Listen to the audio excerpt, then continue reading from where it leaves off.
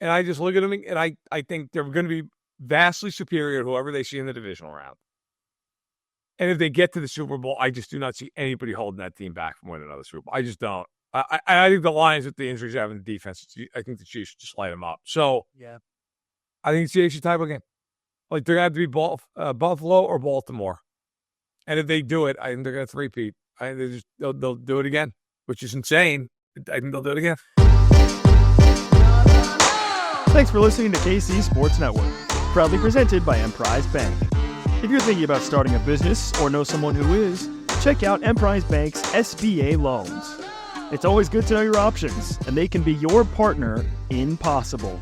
It's That Football Show here on KC Sports Network. I'm Tucker Franklin, joined as always by Matt Verderame. Kind of a diet edition of That Football Show. A little quick hitter for you guys on a Monday morning here. Matt, how you doing? I'm okay. How are you doing? I'm doing good. We're getting there. The playoff picture is almost fully set. Had some crazy games on Saturday. Those games were, well, I guess the Chargers game was kind of as expected, I will say. But let's dive in first to that Bengals game, because in this podcast we talk about the whole league and the Chiefs. Chiefs obviously won on Christmas, so there's not much to talk about there. Pretty normal game, pretty uneventful game. Truthfully, both games on Christmas were pretty uneventful. I guess actually first let's get your thoughts on that Chiefs Steelers game, and then we'll dive into the games that happened on Saturday. Yeah. Excuse me. I mean, the Chiefs pretty much kicked their ass all over the field. I thought it was the best game they've played all year long. They gave up some rushing yards, but really, other than that, the Steelers just couldn't do anything. I mean, Wilson couldn't throw the ball. Pickens did not have an outsized impact on the game. And then, on the other side of it, offensively, I mean, the Chiefs really, Mahomes 320, 3 touchdowns. Worthy had a career high. Kelsey had a big day. The offensive line didn't give up a sack. If they play like that in the playoffs, I don't think they're going to be beaten. I just don't think there's anybody in either conference that can beat them. If they play like that for the next, excluding the Denver game, for the next 3 games, I think they'll win again. Yeah, it seems pretty. I was pretty confident too in the defense. The defense played well without Chris Jones in there, which I wasn't so sure that was going to be the case. But without Chris Jones in there, they were able to get home. They get a couple sacks. George Karlaftis, I mentioned this on the postgame show. All of his sacks look the exact same, and I think it's hilarious. Like, it's all second effort, I guess you could say, because the quarterback's running out and he's chasing him from behind. It seems like they're all like they all look like that. But they're able to get home on there. But you did mention the rushing yards. I don't know how much Chris Jones would really have helped with that in that regard of things. But nevertheless, I do think that it was a very impressive performance for the Chiefs. It just shows you this team can flip a switch. Like, when they realize a game matters, they say, "Oh, this game means something. We're going to go ahead and as you said, beat their ass all over the field." Yeah, I mean, look, I thought that the Chiefs came out in that game and pretty much, I mean, there was about a 2-drive stretch with Pittsburgh where they moved the ball really well in the first half. And other than that, really did nothing. I mean, Pittsburgh really just did not threaten them. The Chiefs had 2 more takeaways in the game. They had 5 more sacks. That was the surprising part for me with Jones being out. Like, I figured, okay, without Jones, it's a lot easier to, give attention to Karlaftis, give it to Omenihu, figure out a way. And it really just, it didn't matter. Dana had 2 sacks. Wharton had a sack. They just kind of filled in the gaps, and the coverage was pretty good. Roland Wallace played a lot, played pretty well. Jaden Hicks played a ton, played really well, had the funniest moment of the game, which I kind of in a weird way thought was kind of emblematic of the game. Like, George Pickens is Pittsburgh's best offensive player, and Jaden Hicks is a mid-round rookie, and Jaden Hicks basically punked George Pickens on national television. That was, I thought, that was the game. That was how it was played. I mean, the Chiefs went into their building in a game that was very important for Pittsburgh and just smoked them, just embarrassed them. And I think that was kind of all summed up by Jaden Hicks giving the double thumbs to Pickens. It's such a good celebration too, because it's not like giving them the bird, right? It's not like there's anything like hide the kids from the TV. It's just a couple thumbs down. Like that's what is so it's so basic and yet it's so good. It's like almost I was driving the other day in Kansas City, Matt, and somebody didn't respect the turning lane, right? Was just chilling in a turning lane, as happens. This dude sitting in the turning lane, the guy in front of me sticks his hand out the window and gives him a thumbs down.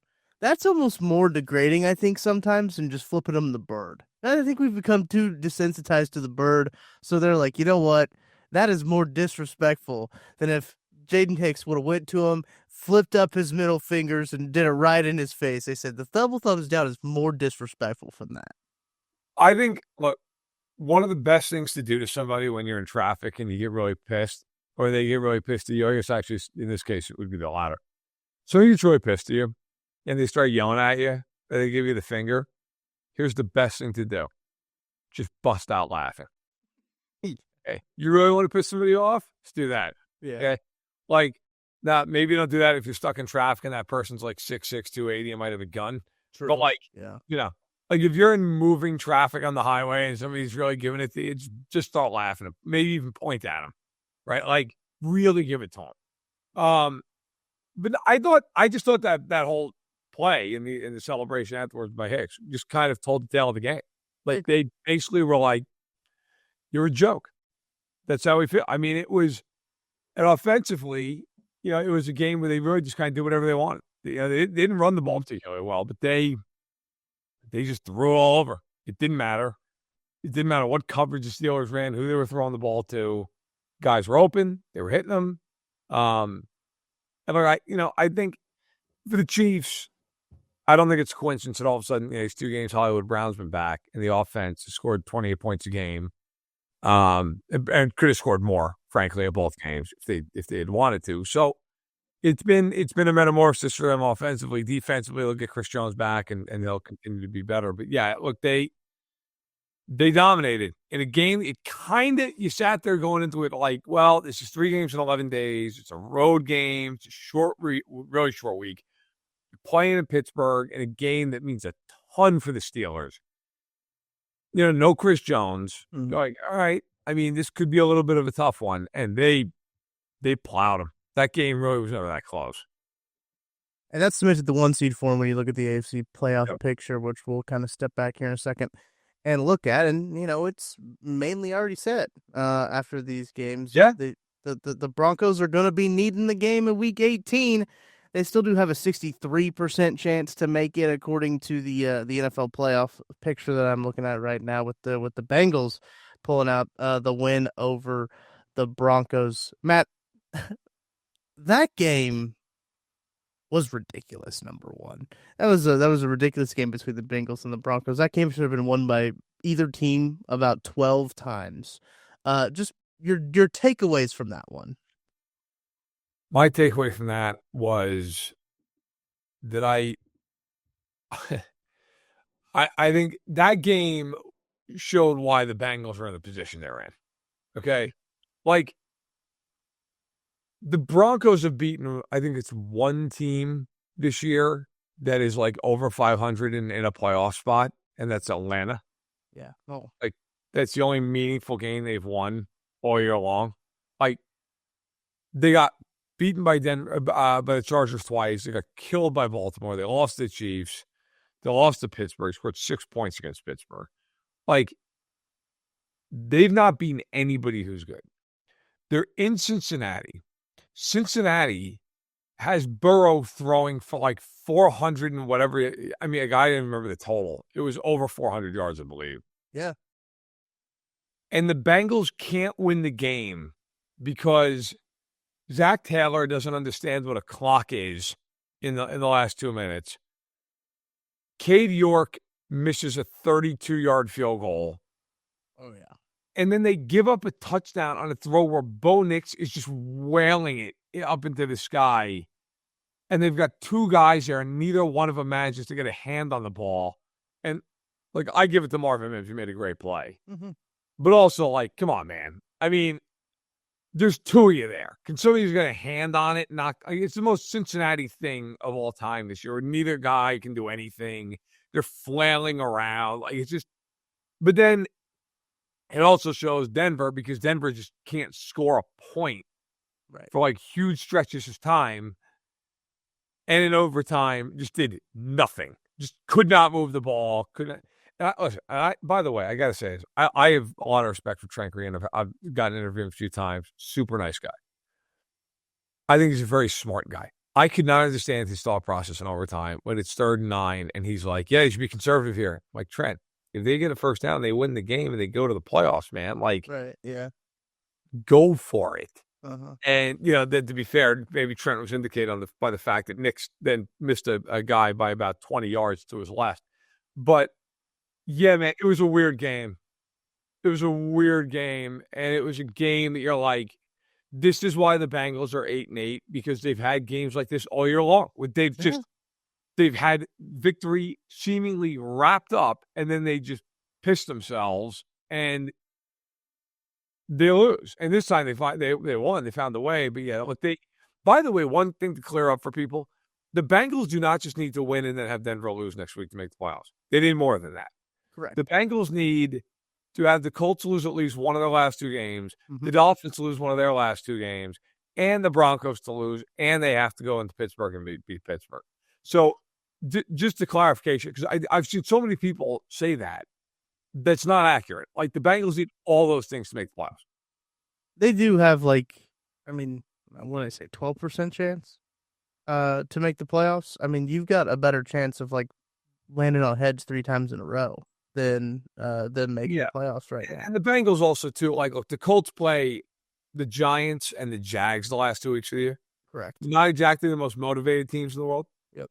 And I've seen people like, yeah, but now they got their backup. And Joe Flacco's better than Anthony Richardson. That's helping the Colts. Okay. So now Snoop Huntley's getting the call against Cleveland, which is just good Lord. That game was originally Sunday Night Football. I'm glad that was flexed. A rare good flex from the NFL.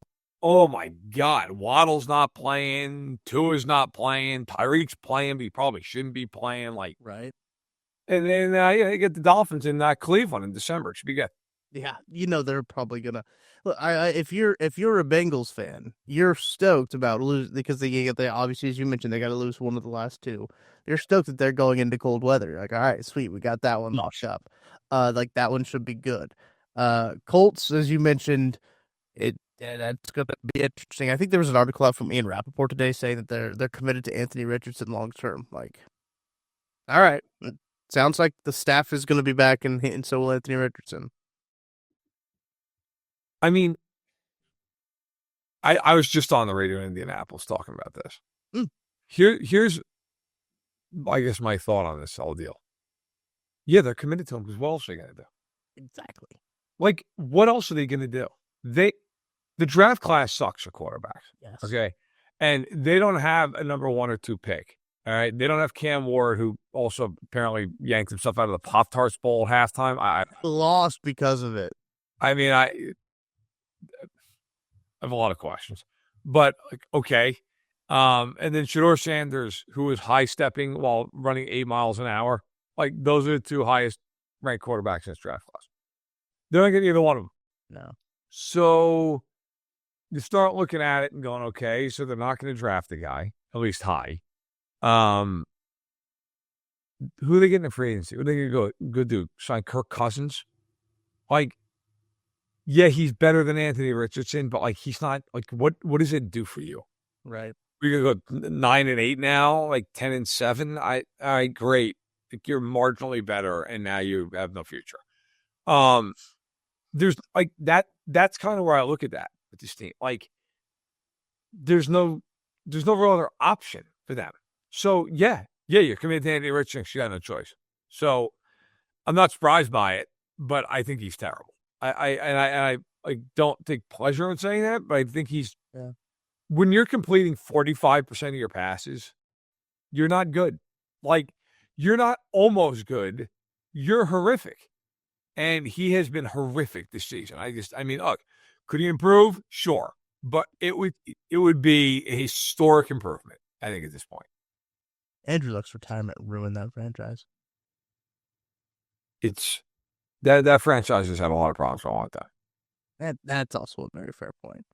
even when Andrew Luck was there, they had some problems, lots of problems. No, I do think that that's interesting.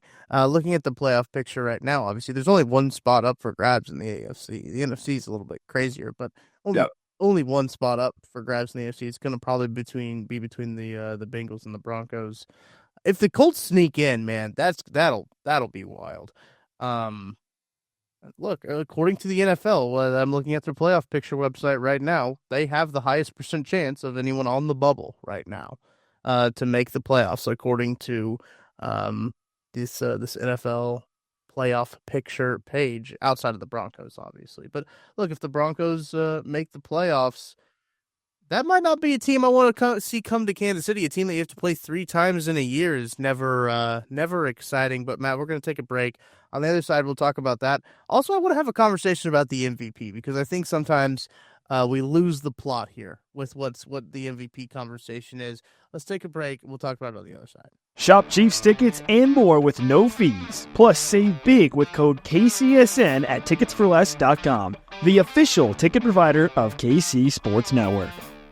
You're into the playoff field by now. Bills 2 seed, likely 2 seed, I should say. I should say as of now. Chiefs 1, Bills 2, Ravens 3, Texans 4, Steelers 5, Chargers 6, and if the season ended today, which it doesn't, the Broncos would be at 7. Matt, out of those teams right there, which one are you, I don't want to say scared of, but which one is the worst matchup for the Chiefs?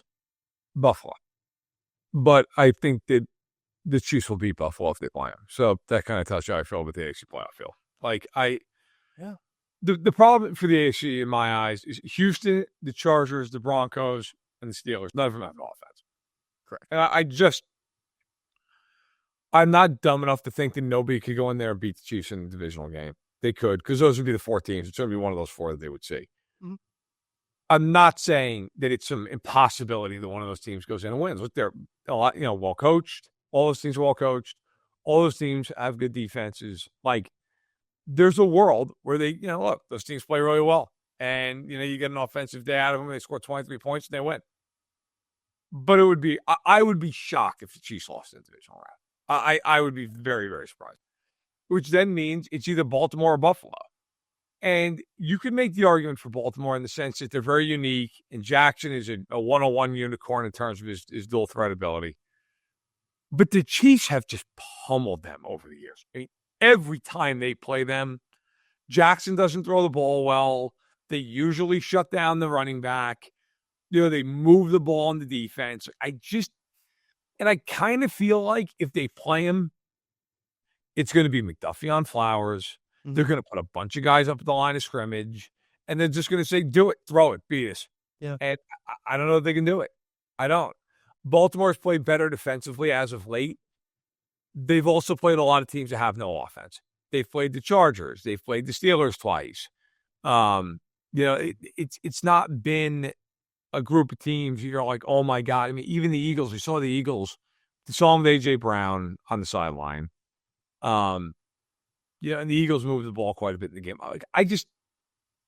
I still think Buffalo is the toughest in the sense that they can spread you out. They got a million weapons. Mm-hmm. None of them are awesome, but they got a bunch of guys who can play. Yeah. Allen also has that dual threat ability.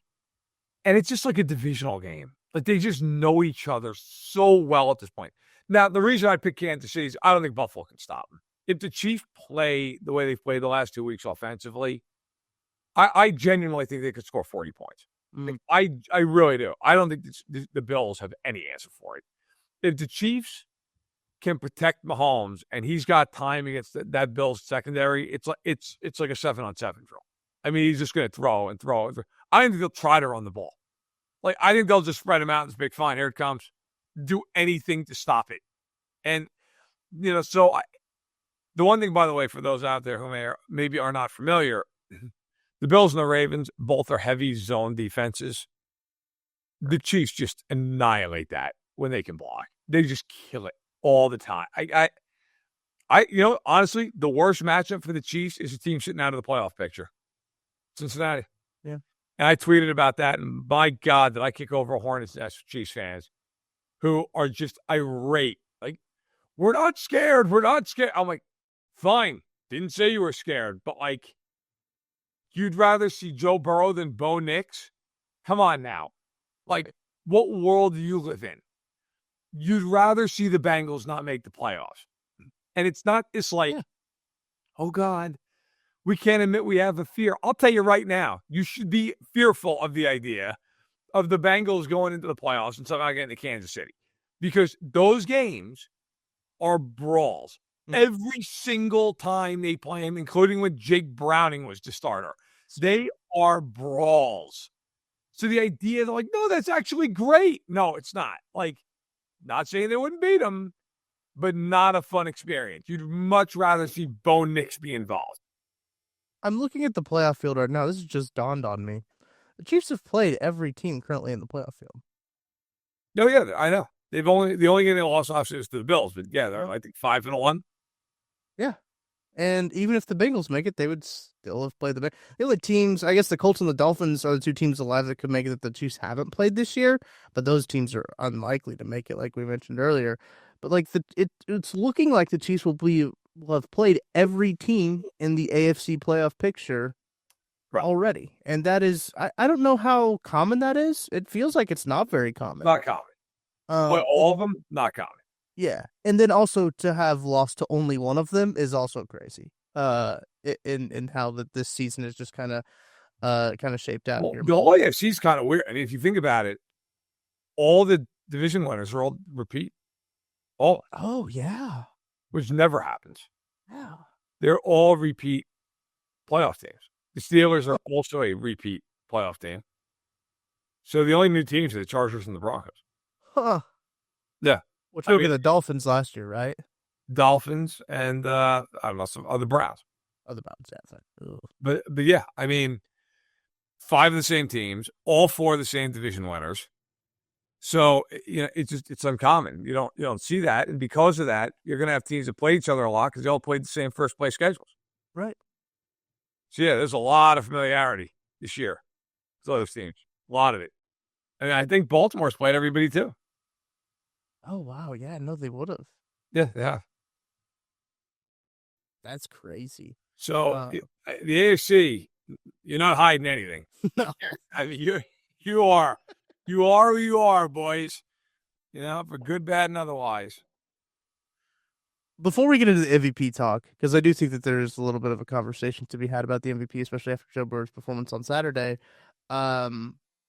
Anyone on the NFC? Packers are playing good ball right now. The Vikings are surprisingly 13-2. We talked about that last week. Yes. Anyone on the NFC from a Chiefs perspective that you're like, wow, I don't really want to see them in the Super Bowl? No. I think they got the Super Bowl, they're going to win. I mean, Detroit would have been the answer, but they're so beat to hell. I agree. Like, part of me says Philly, but part of me is like, I guess they're the team of the teams. I'd say is probably the toughest matchup in the sense that they're healthy. They've got 2 good young corners.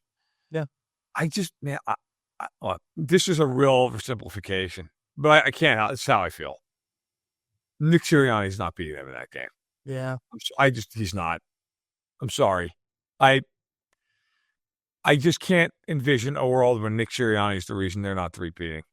Like, I also just kind of feel, man, like if they get to that point and they're 60 minutes away from doing it,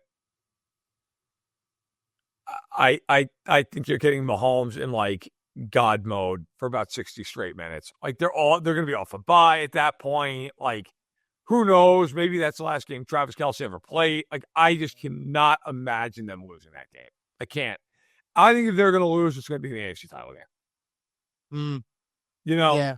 A Buffalo team, a Baltimore team that's super hungry, that knows them, goes in there and finds a way. But, like, if they don't lose in that game, I'm sorry. Like, they're going to be, I'm going to be at the Super Bowl this year down in New Orleans covering it for SI. And, like, I will write the column. If they're playing Philly, I'm sure they're not losing this game.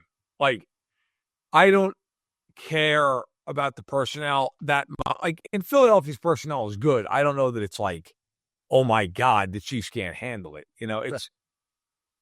I think they get there, they're gonna win. I really do. Yeah, I feel that way too. It's almost like the AFC title game is going to be the Super Bowl. is really what it'll feel like, and hopefully don't have that letdown into the Super Bowl. I don't think that'll happen. What I think, Matt, you brought this up about Nick Sirianni. Andy Reid, obviously, phenomenal head football coach. I'm not breaking any news there. Mike Tomlin, also a phenomenal football coach, but the last 2 times that they have gone against each other, the Chiefs and the Steelers, Slaughter. Yeah, I don't know what it is. Andy Reid just has his number, and then sometimes Zach Taylor will look like a good football coach against the Chiefs, and you're just like, what's happening? I don't know. It's really confusing. Well, I'll tell you what it is with Tomlin. They don't have that much talent. And he's a great coach, and he gets them in position to be in the playoffs because they win all these games on the margins. But that's what becomes really hard in the playoffs. Mhm. Then you get in the playoffs, and it's like, hey, guess what? The team you're playing is not going to have 5 turnovers. They're just not. Russell Wilson throwing a moonball once a game is cute, but that's not enough in a playoff game. It's, by the way, it's the same reason the Bills lose in the playoffs every year. Not because they don't have talent; they have plenty of talent. The reason they lose is because they lose on the margins. Mhm. They make dumb, boneheaded mistakes 3-4 times a game, and in the playoffs, you go home. That's what happens. Right. I think that is the biggest underrated strength of the Chiefs. For all their stuff that they'll do in the regular season that drives you nuts. Man, they get into the playoffs and they don't make mistakes. They just don't. Very rarely. Last year, one of the most unbelievable things of that run. In fact, to me, it is the most unbelievable run or a part of the run. They could not stop getting in their own way in the regular season. Couldn't line up correctly. John Taylor, the old John Taylor Memorial penalty every game. They played 4 playoff games. They did not have a single pre-snap penalty in 4 games. It's like they just got in the playoffs and all right, enough of that shit, we're done. Yeah. And then just destroyed everybody with and I just look at them and I think they're going to be vastly superior to whoever they see in the divisional round.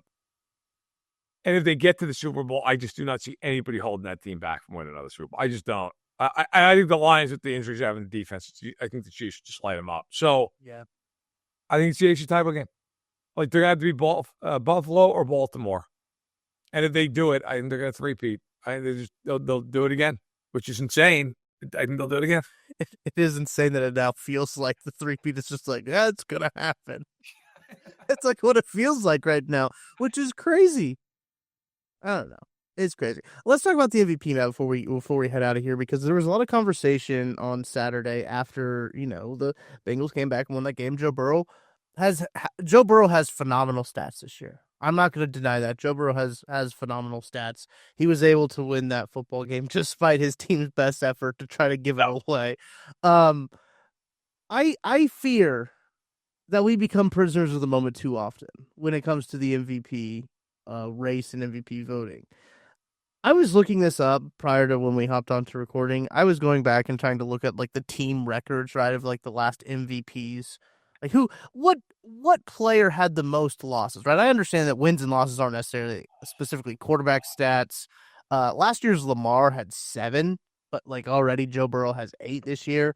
But I went all the way back to 2018, and you wouldn't get anywhere close to that before we started recording. But I mean, I don't know how you would feel mad if a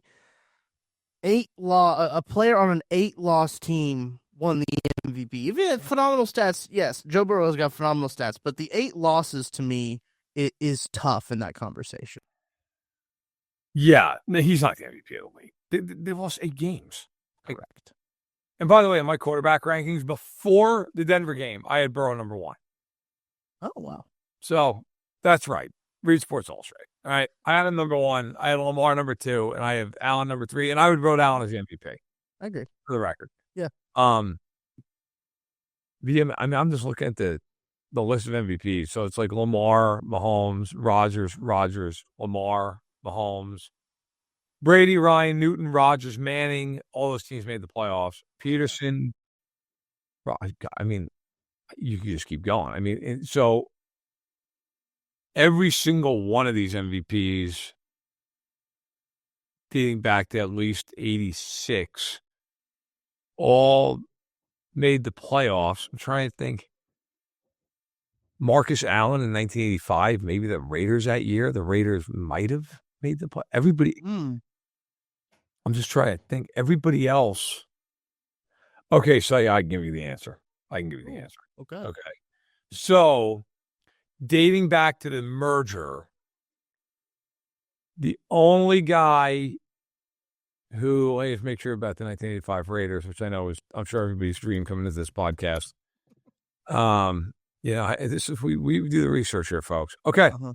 Since the merger, only one MVP has not made the playoffs. You might have heard of him. O.J. Simpson. Oh. 1973. Bills sucked to high heaven, and he ran for 2,000 yards in a 14-game season. Oh. And the Bills were not good. And, I'm not going to really celebrate for OJ. Let's put it that way. But in 1973, the Bills were a terrible football team. But OJ ran for 2,000 yards. The Bills went, I guess they were terrible. They did not make the playoffs. They were 9-5. So I overstated how bad they were. My apologies. But they did not make the playoffs. They were a 9-5 team, did not get in. So they are the only team. By the way, fun fact. Did you know the kicker has won MVP? I did not know that. Mark Mosley for the 1982 Washington Redskins won the MVP award. The Redskins went 8-1 in a strike-shortened year and then won the Super Bowl. And Mark Mosley was the MVP. Huh. I did not know that. That's crazy. So there's never been a receiver who's been an MVP. Huh. There has never been a tight end. There has been 2 defensive players, Lawrence Taylor and Alan Page. And I'm just going back to the AP award, started in 1957. Right. So there were other MVP awards handed out prior. Like the first recognized NFL MVP award was given to Mel Hine of the New York Giants. He was a center. Oh, I love that. That's right. Turn back the clock. We're gonna get nasty. We're gonna run power. Running behind Mel. That's right. But yeah, no receiver has ever won the most valuable player award. 2 defensive players, a kicker. But yeah, no receiver. No receivers. So the next time somebody's like, Justin Jefferson, just know that historically speaking, it's never happened. It's yeah. That's interesting. And I do think when I was looking at like the history of it all, even if Joe Burrow does make the playoffs, I would find it hard to believe like an 8-loss quarterback would be the most valuable player in the league. And I know, again, I already mentioned it. I don't think wins and losses are quarterback stats, right? I know that sometimes gets held to quarterback standards, but like at some point we got to draw the line in the sand somewhere, Matt. Like we got to stand for something, right? You got to win games. I don't care. I'll stand for quarterback wins. There you go. Go win the game. I don't care. Now, I will grant Burrow, like, this has been exceedingly weird years where, like, they just can't do anything around the guy. But I care. Like, that's why I'm not the biggest Justin Herbert guy on the face of the earth. Mm-hmm. Go win the game. Yep. Go do that occasionally. Like, I don't want to hear about how, like, so-and-so's in the same level as Mahomes and all these other guys and you can't win. So, yeah. Burrow, if you were doing the MVP, it would be the most losses ever for an MVP. Yeah. But he's not going to win the MVP. We, by the way, I'll leave it at this. We as a society need to stop being such prisoners of the moment. I agree. Yes. My God, man. I mean, Wednesday afternoon, well, maybe Mahomes is MVP. They won 15 games. Then Jackson goes out and has a great game against Houston. He locked it up. He's the MVP. Then we go to Saturday. Burrow's the best player any of us have ever seen. Now, if Allen goes out and has 250 yards, it's going to be, oh, my God, it's Allen. It's always been Allen. I mean, it's like speed dating on cocaine. Yeah. Like, guys, just, my God, have an opinion and stick with it for a few weeks and see how it plays out for you. Like, it's crazy. I'm not saying you don't have a right to change your opinion, but holy shit. I mean, some of these people, it's like whiplash, man. It's insane. I tweeted that out. I said whoever wins the MVP is going to play the last game between Burrow, Lamar, and Allen. Like, whoever plays the last game between those three, they're the MVP, because that's going to be the last thing that resonates to people's mind. We have such short attention spans. TikTok has ruined our brains to think that we just need things in 15-second increments. Oh, and God. Yeah, it's just like, well, who played last? Okay, they're the MVP. Like, that is what the conversation has devolved into, which It's not the spirit of the conversation, which, look, wouldn't be the first thing ever in football media and football just general that we've lost the plot on, right? We've lost the plot on a lot of things, I think, but that would just be the most recent one. That just bugs me for some reason. I don't know why, Matt, but like that's one of the things that like grinds my gears. To take a quote from Peter Griffin, that one just really grinds my gears. Yeah, no, I'm with you, but it's just there's nothing dumber than the way we consume sports. There's nothing dumber. It's just carnival barking USA where one guy gets up and says some ridiculous shit, and then the next person's like, "Hold on, watch this. I'm going to say an even dumber thing," and it's just an absolute chaotic devaluation into nonsense. Where it's, I don't know, man. I look for like after the Chiefs plowed the Steelers, everybody was like, "That's it. They're the favorite." I'm like, they've been the same team for 5 years. Like, what are we doing? I mean. Yeah, but if the Bills go out and beat the Jets, we're fucking useless. If they beat the Jets 35-0, yeah, all we will hear about is how they're the favorites. Yeah. And it's like, why? We're gonna get like a Sean McDermott pregame speech that really riles up the masses and then head out. Like, my whole thing is this: ask yourself this question when you're trying to figure out who's going to win the game. Ask yourself this: if both teams play their absolute best, who's going to win the game? That's it. Yeah. And I guarantee you're going to have a gut answer to that question. Mm-hmm. Two teams, like it's Chiefs and the Bills, the AFC Championship at Arrowhead Stadium, play their best. Who's winning? Probably Kansas City. It's better. But they'll beat them. They'll find a way. Like, we could sit here all day long and half the night and talk about Josh Allen. I'm telling you something right now. If the Bills play them in the AFC Championship game, they better blow them out. Because Mahomes gets that ball with 6 minutes left in the AFC Championship game, yet Rasul Douglas is not stopping him. Okay, so it's just, I think that's kind of the world we live in. Like, we have all these stupid hot takes when in reality, if you stop and think about it for 5 seconds, you're like, yeah, I probably know the answer to the question. Might get it wrong, might have an upset, whatever, but like the probably the reasonable answer to the question. I agree. I think that's a good stopping point for this light edition of That Football Show. We'll be back giving you the full meal. This is the appetizer, right? To get you guys ready for this week of action for a game that really doesn't mean a whole lot for the Chiefs coming up in Week 18. So that's going to do it for this week's edition of That Football Show. From Verderame, I'm Tucker Franklin. Thank you to Ben Holiday Bottled and Bond Bourbon, Holiday Distillery for making this all possible. We'll talk to you guys next time.